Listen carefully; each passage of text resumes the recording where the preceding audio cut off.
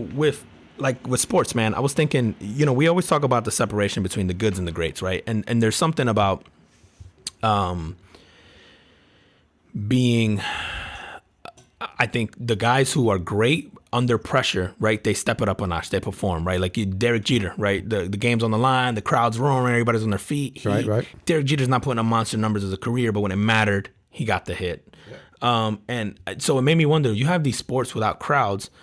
Does that then open the window to someone who is a good player, but now maybe they'll win a title because the pressure's off? So like A-Rod would excel.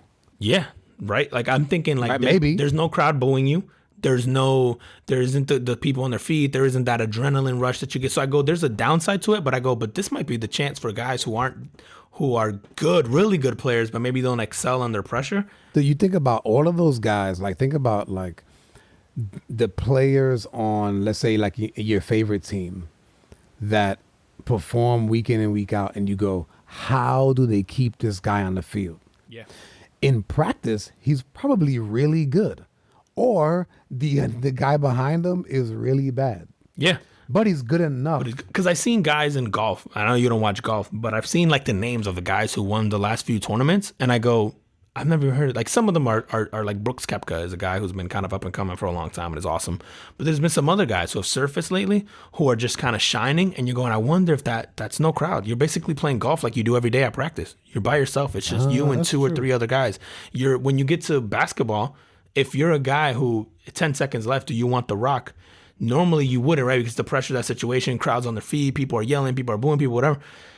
If you're Mario Chalmers now, does that not faze you anymore? Now you're the Mario Chalmers you are on the playground. And I don't even think Chalmers is in the league anymore. But or are you Russell Westbrook not getting, and they're not shouting racist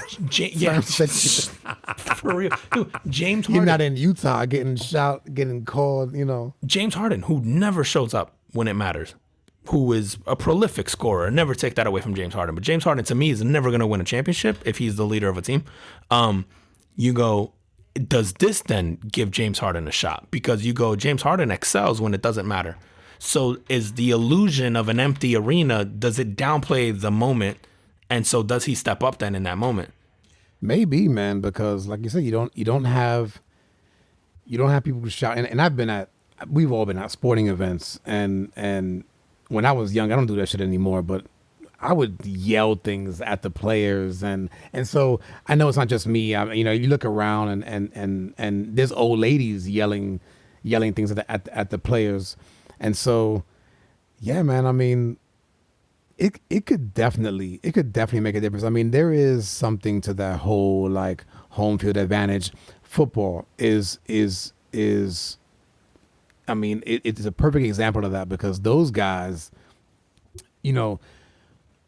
the stadium will get like Seattle. Seattle calls, what do they call them? The 12th man? The right? 12th man. Yep. And so that stadium gets so loud that the opposing team can't hear the plays being called, or they can't hear, they can't hear the quarterback, giving the signals, and they have to go like silent, like a silent count, because they literally can't hear.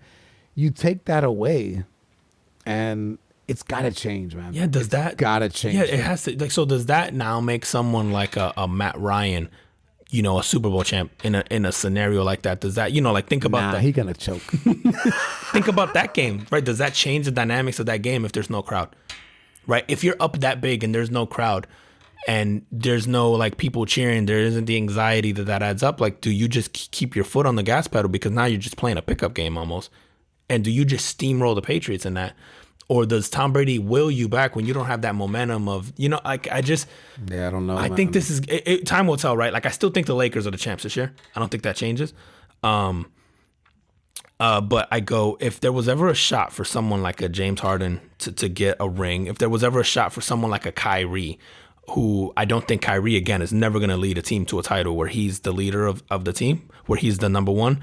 But does this open the window? Like, if you played in this all the time, it's your point in the NFL. If you remove the crowd noise where I can hear plays being called, I can hear snap counts, and I can hear that, it changes the game completely, because now it's just you and the player. right? The mentals of it are gone from a crowd noise perspective, from the getting under your skin. Like people are calling Russell Westbrook racist things. Does that fire him up, or does that cower him away? Does that scare him? Does that anger him to where it throws him off his game? So now you remove that element. What does that do?